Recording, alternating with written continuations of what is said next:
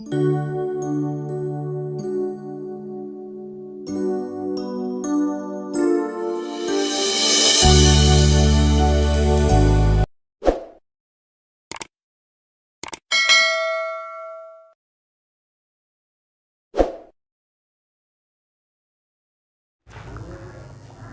आपका स्वागत है मेरे चैनल प्रकाश ALP पर।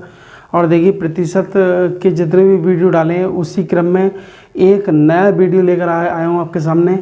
और इससे आपका मतलब पूरी तरीके से रिवीजन हो जाएगा कंपटीशन की कक्षा में। और मैं अपेक्षा करता हूँ कि आप मेरे चैनल को सब्सक्राइब करें, लाइक करें, शेयर करें, जिससे मेरा मोटिवेशन बढ़ेगा और आपकी तैयारी अच्छे से अच्छी हो जाएगी। और देखिए, मैं आपके लिए रात दिन लगा रहूँगा, विश्वास मानिए, आपके लिए रात दिन लगाऊँगा। लेकिन आप मुझे मोटिवेशन के लिए चैनल को सब्सक्राइब कीजिए, शेयर कीजिए, लाइक करिए। तो देखिए सवाल इसमें लिखा है, देखिए प्रतिशत मैंने पढ़ाया था आपको, प्रतिशत क्या होता है। प्रतिशत के बारे में मैंने आपको बता दिया है कि प्रतिशत क्या होता है कि 100 के आधार पर गणना करना, 100 के आधार पर गणना करना। अब इसमें लिखा है कि 30 किलोग्राम 120 किलोग्राम का कितना प्रतिशत होगा। तो देखिए, इसमें दोनों यूनिट, ये भी केजी है, ये भी केजी है, दोनों यूनिट सेम है, ठीक है। तो इसमें हमें कोई दिक्कत नहीं होगी। 30 किलोग्राम का 120 में, तो यानी किस में निकालना है, यानी इसको लिखेंगे बटे में, और इसमें निकालना है तो इसे ऊपर और गुणा में 100, और इस तरीके से परसेंटेज साइन आ जाएगा। आई समझ में। अब 1 0 से 1 0 कट गया, और काटिए, 3 चौक 12, 3 ढाई 30, 2 दूनी 4, 2 पंजे 10, ये होगा आपके 50/2%। और इसे जब हम काटेंगे तो 2 दूनी 4, 2 पंजे 10, यानी 25% इसका आंसर आ गया। इसी प्रकार अगला सवाल देखिए, रुपये 16 का रुपये 25 पैसे से, रुपये 16 का रुपये 25 से, सॉरी। तो देखिए, इसमें भी ऐसे करेंगे कि 16/25 गुणा 100, इस तरीके से। हमें दिक्कत जब पड़ती है जब राशियाँ अलग अलग होती हैं, वो मैं आपको समझा चुका हूँ। यहाँ पे भी रुपए हैं, यहाँ पे भी रुपए हैं, कोई दिक्कत नहीं है। 25 चौका 100 कट जाएगा, और 16 चौका 64% आ गया, ठीक है। यानी रुपये 16 का 25 में बताना है ना, तो जिसमें बताते हैं उसको नीचे रखते हैं, और जिसका निकालते हैं उसको ऊपर रखते हैं, ठीक है। अब देखिए, जल्दी से आते हैं अगले प्रश्न पर। और ये बहुत ही मोस्ट इम्पोर्टेंट सवाल मैं आपको कराने जा रहा हूँ। और देखिए, आप बिल्कुल निश्चिंत होकर पढ़िए, किसी प्रकार की भी टेंशन मत लीजिए, मैं हूँ आपके साथ, मैं समझाने के लिए। सीधे देखिए सवाल, और ये सवाल ज़्यादातर एग्ज़ाम में पूछा जाता है। देखिए कैसे कराता हूँ मैं आपको। या देखिए ए की आय बी की आय से 40% कम है। क्या है? कम है। तो देखिए, बहुत आसान तरीका है। ये देखिए, यहाँ पे लिख लीजिए ए, और यहाँ लिख लीजिए बी, ठीक है। अब ए की आय जो है वो मतलब बी की आय से 40% कम है, यानी इसकी अगर हम 100 मानना है तो इसकी कितनी है? 60 है, यानी इससे 40 कम है ना। ए की आय बी की आय से 40% कम है। अब तो कह रहा है कि बी की आय ए से कितनी अधिक है, यानी इसकी आय इससे कितनी अधिक है। तो देखो, इसकी आय इससे कितनी अधिक है? 40, और बटे किसके सापेक्ष? किसके सापेक्ष? सापेक्ष का मतलब किसके ऊपर रखकर। ध्यान से देखिए, यानी बी की आय ए से, यानी से कह रहे हैं ना, ए से, तो ए की यानी जिससे कहेगा, जिसके सापेक्ष कहेगा, उसको हमें बटे में रखना पड़ेगा। तो इसका 60 गुणा 100, ये आंसर आ गया। लो, 1 0 से 1 0, 2 3 6, 2 पंजे 10, अब कुछ नहीं घटेगा, 40 पंजे 200 बटे में 3। अब ये कटेगा नहीं, इसे हम होल में ले सकते हैं। 3 3 छंग 18, कितने बचे? 2 बचे। 3 छंग 18, 2, यानी 66 सही 2/3%। आया समझ में? अब देखिए, कंसेप्ट को समझते हैं। और जो आयत की लंबाई चौड़ाई, वर्ग की लंबाई चौड़ाई है, नहीं है, इस तरीके वाले सवाल आते हैं कि लंबाई में वृद्धि कर दें या मतलब चौड़ाई में कमी कर दें। तो देखिए, इसमें क्या होता है, कुछ कंसेप्ट याद कर लीजिए कि जब दोनों विमाओं में वृद्धि की जाए, दोनों विमा का मतलब होता है कि उसकी जो है कोरें, लंबाई, चौड़ाई, भुजाएं, दोनों विमाओं में वृद्धि की जाए, तो वृद्धि प्रतिशत बराबर a + b + ab/100, ये फॉर्मूला रखता है, ठीक है। दूसरे में जब दोनों विमाओं में कमी की जाए तो प्रतिशत कमी बराबर a plus B minus A B upon 100। और इसी प्रकार से एक विमा में वृद्धि और एक विमा में कमी हो तो प्रतिशत कमी या वृद्धि बराबर a minus B minus A B upon 100। अगर आंसर प्लस में आया तो वृद्धि होगी, आंसर माइनस में आया तो कमी होगी, ठीक है। इसको आप स्क्रीनशॉट ले लें या इसे याद कर लें। अब देखिए नेक्स्ट सवाल आता है, इसी कंसेप्ट के आधार पर मैं आपको समझाऊंगा कि आयत तो जानते ही होंगे। आयत क्या होता है? आयत जिसकी आमने सामने की भुजाएं समान होती हैं और प्रत्येक कोण 90 अंश का होता है, ठीक है।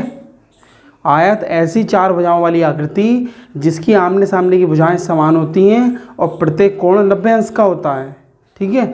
अगर आपको इसके बारे में नहीं पता तो देख लो। जैसे ये आकृति, मान लीजिए ये आकृति है, ये वाली भुजा इसके बराबर, ये भुजा इसके बराबर और प्रत्येक कोण 90 अंश का चलता है। और इसमें दो विकर्ण होते हैं, एक विकर्ण ये होता है, एक विकर्ण ये होता है। आई समझ में? और चारों कोणों का योगफल 360 डिग्री होता है, ये तो पता ही होगा। अब इसमें कह रहा है कि जब आयत की दोनों विमाओं यानी लंबाई और चौड़ाई दोनों को 10% बढ़ा दें तो क्षेत्रफल पर क्या वृद्धि का प्रभाव पड़ेगा। तो इसका देखिए प्रतिशत वृद्धि पूछ रहे हैं। इसमें क्या पूछ रहे हैं? प्रतिशत वृद्धि। तो मैंने फार्मूला बताया था a plus B plus A B upon 100। ये फार्मूला लगा दो इसमें, a plus B plus A B upon 100। अब इसमें a की जगह पे 10 आ जाएगा, यहाँ पे भी 10 आ जाएगा, यहाँ पे भी 10 आ जाएगा और यहाँ पे भी 10 आ जाएगा, ठीक है। एक जीरो से एक जीरो, एक जीरो से एक जीरो, ये वाले मत काटना। 10 10 हो गए 20 प्लस अब यहाँ पे क्या बचा? एक ही तो बचा। ये कितना आ गया? 21% की वृद्धि हो जाएगी। कितनी? 21। अब देखिए नेक्स्ट सवाल है कि एक व्यक्ति किसी वस्तु को जब खरीदता है तो वो 10% का लाभ ले लेता है और जब वो बेचता है तो भी 10% का लाभ ले लेता है। तो उसके व्यापार पर क्या प्रभाव पड़ेगा, यानी उसके आदान प्रदान यानी बेचने खरीदने में क्या प्रभाव पड़ेगा। तो इसमें प्रतिशत वृद्धि ही निकलेगी क्योंकि दोनों जगह उसे लाभ ही हो रहा है। तो प्रतिशत वृद्धि बराबर क्या लगेगा फार्मूला? वही फार्मूला जो अभी लगाया था, a plus B plus A B upon 100। अब 10 प्लस 10 प्लस 10 गुणा 10 बटे 100।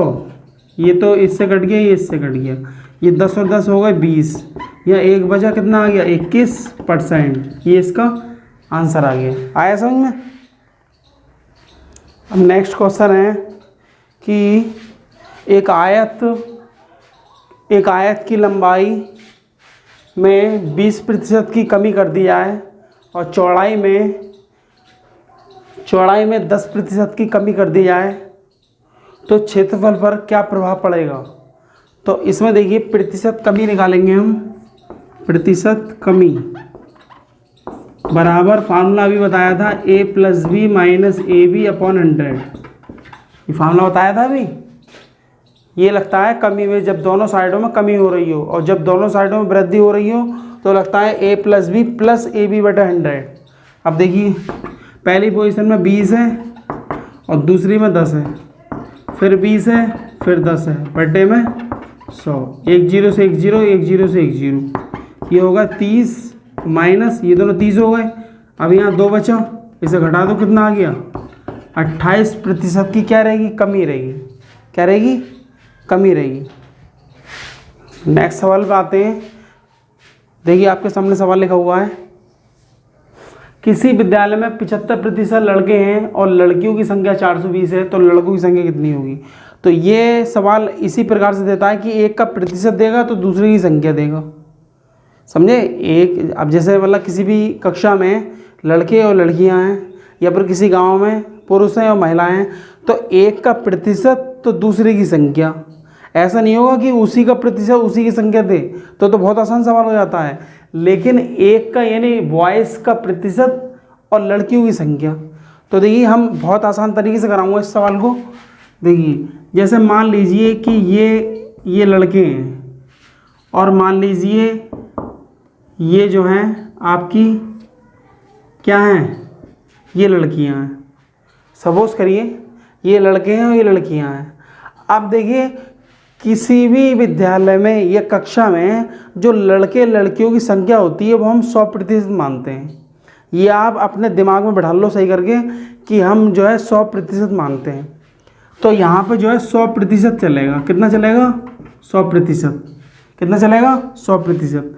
अब 100% मान लिया हमने इसको, तो देखिए इसमें प्रतिशत किसका है? लड़कों का। तो यानी इसका प्रतिशत कितना हो गया? 75।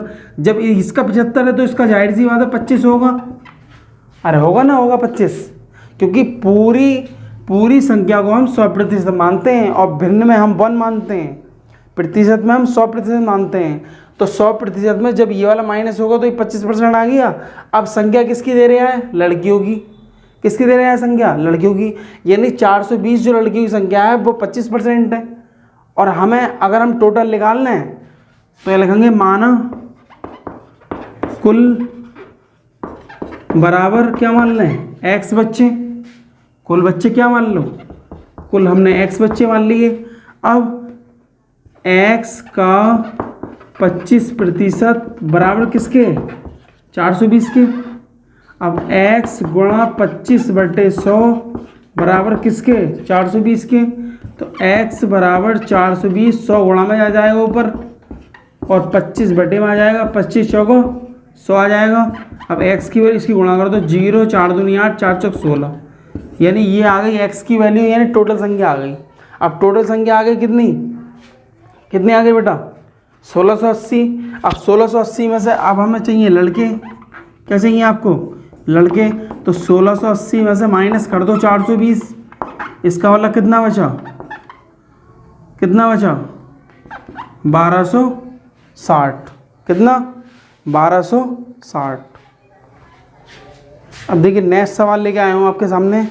बहुत इंटरेस्टिंग सवाल है और आपको बहुत मज़ा आएगा इसमें करने में, और ये ज़्यादातर पूछा जाता है।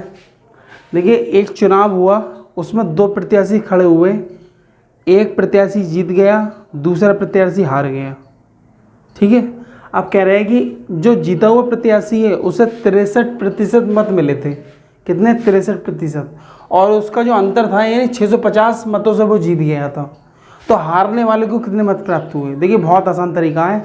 देखिए ये मान लो एक कोई प्रत्याशी है विजयी, यानी इस पर W बना दो, और एक प्रत्याशी ये है, इस पर बना दो लॉस का हार गया ये। तो टोटल जो प्रतिशत है वो हम क्या मानते हैं? 100%। अभी बताया था मैंने, 100% मानते हैं। तो जब इसको मिले हैं 63%, तो 100 में से इसे घटा के इसे मिलेंगे 37%। राइट सी बात है। अरे मिलेंगे ना मिलेंगे। अब इसे 63%, इसे 37%। अब ये कितने मतों से जीता है? 650 से। यानी इन दोनों का अंतर निकाल लो। 63 माइनस 37 यानी कितना आ जाएगा? यानी 26%। यानी उनका जो मतलब बीच का जो डिफरेंस था वो 26% था। कितना था? 26% था इनका डिफरेंस। अब हम कुल मत x मान लें। कुल मत माना x, तो x का जो 26% होगा वो किसके बराबर रखा जाएगा? 650 के। इससे आपका क्या निकलेगा? इससे आपका जो है कुल मत निकल आएंगे, उसमें से फिर माइनस कर दिया जाएगा। x गुणा 26/100 बराबर 650। अब x बराबर 650 गुणा 100 गुणा में आ गया और 26 बटे में आ गया। 13 दूनी 26, 13 पंजे 65, 0 80, 2 पंजे 10, 0 80। ये हो गया 5 पंजे 2500, यानी 2500 जो है टोटल वोट पड़े। तो 2500 टोटल वोट पड़े। ठीक है। कितने पड़े? 2500, यानी कुल संख्या आ गई 2500 पड़े। अब जब हारने वाले को कितने मिले हैं? 37%। तो हम क्या करेंगे? हारने वाले के निकाल लो। 2500 गुणा 37/100, 2 0 से 2 0, 25 7 175, 25 7 175 हासिल 17, और 25 3 75, और 75 और 17 कितने हो गए? 75 और 17 हो गए आपके 92, यानी 925 वोट उसे मिलेंगे। किसे? हारने वाले को। आया समझ में? नेक्स्ट सवाल आता है कि किशन अपने वेतन का 30% भोजन पर व्यय करता है और 3% एक धर्मार्थ ट्रस्ट में दान देता है और दोनों मदों पर कुल 2310 रुपये खर्च करता है, तो उस महीने का कुल वेतन बताइए। तो उस महीने का कुल वेतन बताइए, यानी टोटल वेतन नहीं पता। तो देखिए, जो वो खर्च करता है यानी वेतन पर कितना खर्च करता है, 30%, और दान में 3%, तो टोटल कितना हो गया ये 33%, यानी क्या आ गया, इसका खर्चा आ गया। और यहाँ पे कितना व्यय, ये भी खर्च है यहाँ पर। अरे ये व्यय का मतलब क्या होता है, व्यय का मतलब भी तो खर्च होता है। अब टोटल हम x मान लें, माना कुल वेतन बराबर x मान लें, तो x का 33% जो होगा वो कितना होगा, 2310। तो x गुणा 33/100 बराबर किसके, 2310 के।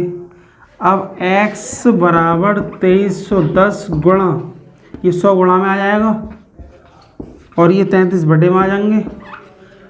सही है, 3 से काट दो, 3 एम 3, 3 एम 3, 3 सत्ते 21, 3 सत्ते 21, 0 80, 11 सत्ते 77, 0 80, 70 की 100 से 7000, यानी उसका जो महीने का वेतन था वो कितना था, 7000 रुपया था।